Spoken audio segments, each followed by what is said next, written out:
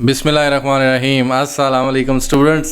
CS502 design and analysis algorithm last time अच्छे number आ गए आप लोगों के, और इस दफ़ा हम लोगों ने एक हॉफमैन इनकोडिंग स्कीम है उसको देखना है, और दूसरा DFS का टाइम स्टैम्प स्ट्रक्चर है उसको समझना है, और ये पेपर में भी आ सकता है। हॉफमैन कोडिंग का डाटा दिया हुआ है हमने इसके मुताबिक एक ट्री बनाना है। आपको बताऊंगा कि ट्री किधर बना सकते हैं। वैसे MS पेंट में भी बना सकते हैं, कोई इतना मुश्किल ट्री भी नहीं है। तो ये जो प्रीफिक्सेस कोड दिए हुए हैं इनको यूज़ करते हुए हमने ट्री बनाना है। तो इसके लिए बड़ा सिंपल सा तरीका था, ABCDEF और उसके बाद N है। इसका कोड अगर आप समझें तो ये 0 है, ये 1 है, ये 2 है, ये 3 है, ये 4 है, ये 5 है, ये 6 है, मतलब बाइनरी कोड के अंदर। तो हमने इन सब को लाइन अप करना है, तो इनको लिखना है, इनको देखते हुए ट्री बनाना है। तो मैं टॉप के ऊपर A को कंसिडर करते हुए 000 कैसे लिखते हैं तो आपको मैं वेबसाइट पे लेके जा रहा हूँ, app.diagrams.net। इसमें फ़ाइल में जाएं और अपना शुरू कर सकते हैं। सबसे पहले आपने यहाँ से सर्कल उठाना है और यहाँ पे लगा देना है, ये एक सर्कल, दूसरा और तीसरा।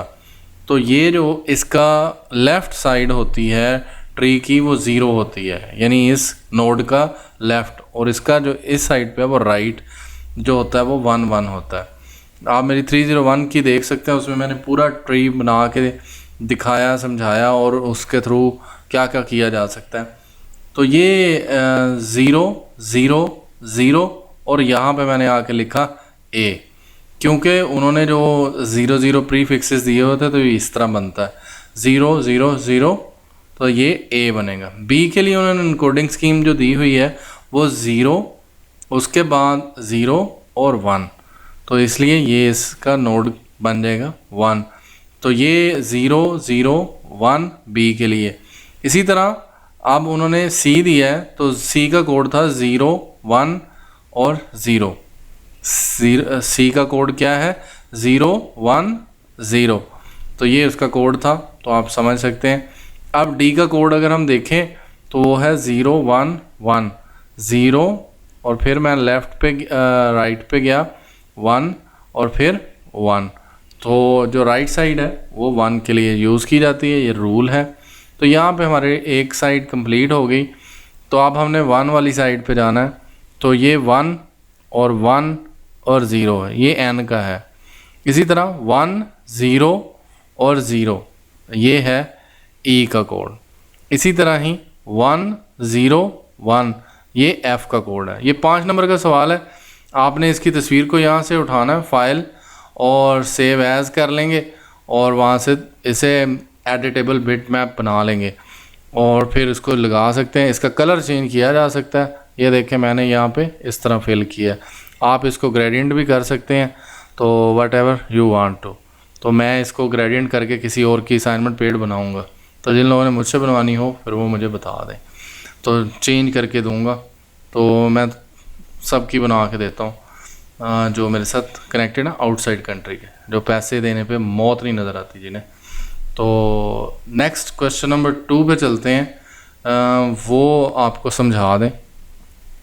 और ये मैंने लगा दिया स्क्रीनशॉट आपको दिखाने के लिए कि ये यूज़ किया जा सकता है। मैं तो इसको यहीं पे बदल सकता हूँ, रीकलर किया और ये लो, और बताएं दे दें यही किसी को, तो ये चेक करें। मैं तो मेरा ख्याल यही दे दूँगा किसी ना किसी को, ताकि उसके काम आ जाए।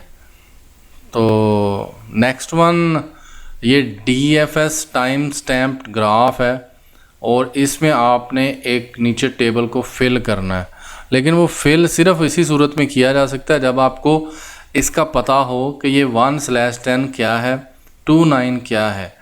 तो इसमें हमने बताना है 4 चीज़ें बतानी है कि ट्री एज क्या होता है, फॉरवर्ड एज क्या होता है, बैकवर्ड एज क्या होता है, और क्रॉस एज क्या होता है।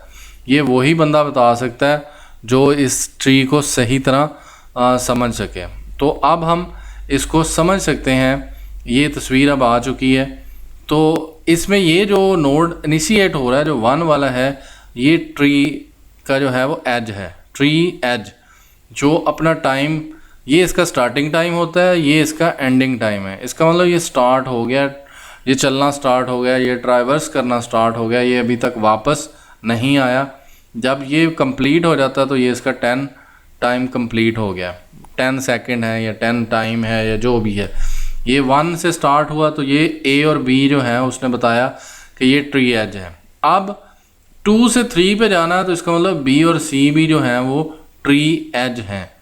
तो आपने ये साथ साथ लिखते जाना, बी और सी जो है वो टेबल नीचे दिया हुआ तो उसमें बी और सी ट्री एज है।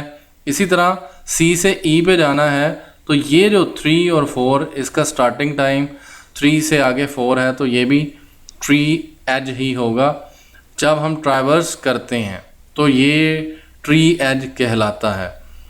अब हमने यहाँ से आगे हमारा एरो नहीं है तो हम यहाँ पे रुक जाएंगे।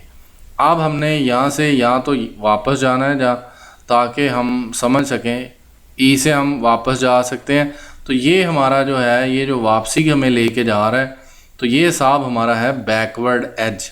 बैकवर्ड एज क्या हुआ, ई और बी, ई और बी ये हमारा बैकवर्ड एज है, ये मुड़ के जा रहा है वापस। तो E B is a backward edge जो हम उस टेबल में फिल करेंगे। और नेक्स्ट जो है वो यहाँ पे जब हम बी पे पहुँचे हैं तो ये तो अब विज़िट हो चुके हैं, इनका टाइम तो पूरा हो गया। और अब यहाँ से बी से हम डी पे आए हैं तो देखा है कि एक और रास्ता भी है जो ए से डी तक आ रहा है। तो इस चीज़ को बोलते हैं जो कि डायरेक्टली लेके आ जाए और टाइम भी अभी पूरा नहीं हुआ, तो इसको हम बोलते हैं फॉरवर्ड एज, कि ये फॉरवर्ड हो गया है इस साइड से, फॉरवर्ड एज है ये। और इस चीज़ को हम, लेकिन बी और डी जो है, ये जो चीज़ है ये इधर कहलाएगा ट्री एज। और बी से डी की तरफ आए हैं तो ये अभी टाइम पूरा नहीं हुआ तो इसको हम ट्री एज बोल सकते हैं। ये फॉरवर्ड एज है, ए और डी जो है वो फॉरवर्ड एज वाले खाने में हम लिखेंगे। और ये जो डी और ई है ये 7 सेकंड पे है और ऑलरेडी जहाँ पे इसने जाना है वो 4 और 5 है, मतलब 4 स्टार्टिंग और एंड, 5 या एंड हो चुका है। जब एंड हो चुका है तो इस चीज़ को हम बोलते हैं क्रॉस एज। अब ये चीज़ें मैंने कैसे सीखी, मैंने कितनी दफ़ा इसको सीखने की कोशिश की, तो ये एक मेरे बहुत ही प्यारे सर हैं हबीबुल्ला साहब, इन्होंने मुझसे पहले एमफिल किया था। तो इनकी मैंने वीडियो देखी है, इन्होंने बताया कि टाइप्स ऑफ एज क्या होते हैं, ये फॉरवर्ड एज कौन सा होता है, बैक एज किसको हम बोलते हैं, ट्री एजेस क्या होते हैं। तो इस वीडियो को मैंने 3 दफ़ा सुना है तो मुझे बहुत अच्छी समझ आई। आप भी इसको सर्च कर लीजिएगा टाइप्स ऑफ एज और सर की बात सुन के, और फिर अगर आपको और अच्छी समझ आ जाए तो कोई गलती हो मेरे वाले में तो उसको भी निकाल लीजिएगा। तो ये डी और ई हम लिखेंगे क्रॉस एज में। और इसी तरह ही ये जो है 7 और 8 कंप्लीट है, 12 और 13 बड़ा है तो ये भी क्रॉस एज हो जाएगा। और इसी तरह ही 1 और 10 है तो इसको भी हम कह सकते हैं कि ये भी क्रॉस एज है।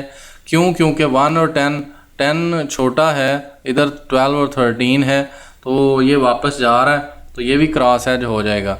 इसी तरह 11 और 16 है और इसको भी हम कह सकते हैं कि ये भी क्रॉस एज है। इसी तरह ये 14 और 15 है और 12 और 13 पे वापस जा रहा है तो ये भी क्रॉस एज है। लेकिन ये जो आई और जे है ये 11 है और इधर 14 है तो ये ट्री एज कहलाएगा। ये क्या कहलाएगा? ट्री एज, आई और जे, क्योंकि 11 छोटा है 14 से, 11 छोटा है, 11 छोटा है 14 से। और ये जो जे मुड़ के वापस जा रहा है, तो जब कोई चीज़ मुड़ के वापस जा रही है तो इसको हम बोलेंगे बैकवर्ड एज। इसको हम जे और आई को बैकवर्ड एज भी बोलेंगे और ये आई और जे जो है ये हमारा ट्री एज भी होगा। और ये हमारा फॉरवर्ड एज है ए टू डी, और उसके बाद ये हमारा ए टू बी ये ट्री एज है, B to C tree edge है, C to E tree edge है, और यहाँ से बी टू डी जो है इसको हम कहेंगे कि ये हमारा ट्री एज है। ट्री एज हम उसे बोलते हैं जिसमें हम डायरेक्टली जा रहे होते हैं जब टाइम स्टार्टिंग टाइम कम हो और एंडिंग टाइम ज़्यादा हो। तो अब हम चले जाते हैं और इसको जाके असाइनमेंट में टेबल में कैसे फिल करना है तो आप देख सकते हैं कि ये मेरी तस्वीर में भी लग गया। तो ए और बी और बी और सी, बी और सी को हम चेक कर लेते हैं कि बी और सी, हाँ जी, और फिर सी और ई वो भी ठीक हो गया। बी और डी ये भी ट्री एज है। आई के जो है आई और के ये यहाँ पे, हाँ जी ठीक है, ये 11 है और इधर 12 है तो ये हमारा ट्री एज बनेगा, ये कन्फर्म है क्योंकि 11 छोटा है 12 से। तो ये थोड़ी गलती होगी, इसको अगर मैं ख़त्म कर सकूं, हाँ जी ये ट्री एज है, लेकिन ये 14 है तो ये क्रॉस एज होगा। ये ट्री एज है, आई और के ट्री एज है, आई और जे ट्री एज है क्योंकि 11 छोटा है। इसी तरह यहाँ पे भी 12 है तो ये ट्री एज होंगे। और इसको चेक कर लेते हैं, ए और आई के हो गया, आई जे हो गया तो ये आपने ट्री एज में लिखना है। फॉरवर्ड एज ए डी है, बैक एज जो है वो वापस जो लेके जा रहे हैं वो ई और ई बी है, जो ई से वापस बी पे लेके जा रहा है, और फिर आई और जे है। और ये जो है या जे और आई आप इसको कह सकते हैं। आई थिंक सो जे और आई लिखना ज़्यादा बेटर होगा। जे और आई लिखेंगे आप यहाँ पे, और जे और आई, और ये क्रॉस एज्ड हैं जो कि जिनका जहाँ से जो एरर जा रहा है वो पहुँचे 7-8 टाइम पे, और जहाँ पे जाना है वो ऑलरेडी फिनिश हो चुका है तो इसलिए उसको बोलेंगे क्रॉस एज कि यहाँ जाने की तो ज़रूरत नहीं, ये ऑलरेडी विज़िट हो चुके हैं। तो डी और ई, फिर उसके बाद के और ए है, यहाँ से ये वापस जा रहा है 12-13 तो ये भी क्रॉस एज है। तो ये क्रॉस एज हैं, जे के क्रॉस एज है, जे और के और डी जो है ये भी क्रॉस एज्ड हैं। अब आपको होप सो समझ आ गई होगी कि ये ट्री एज ये पेपर में इम्पॉर्टेंट है। तो tree edge, forward edge, back edge और क्रॉस एज ये क्या होते हैं, ये आपने इस तरह ट्री बनाना है। ये 15 नंबर का है। इसको अगर आप पेंट में थोड़ा बहुत इसका कलर चेंज कर लें जैसे सर ने किया हुआ है तो ज़्यादा बेटर हो जाएगा। और असाइनमेंट में 15 नंबर यानी 5 वो और 15 ये 20 पूरे मिल जाएंगे। आई होप सो आपको समझ आ गई होगी। और चैनल को सब्सक्राइब कर दें, वीडियो को लाइक कर दें। Thank you, thanks for watching.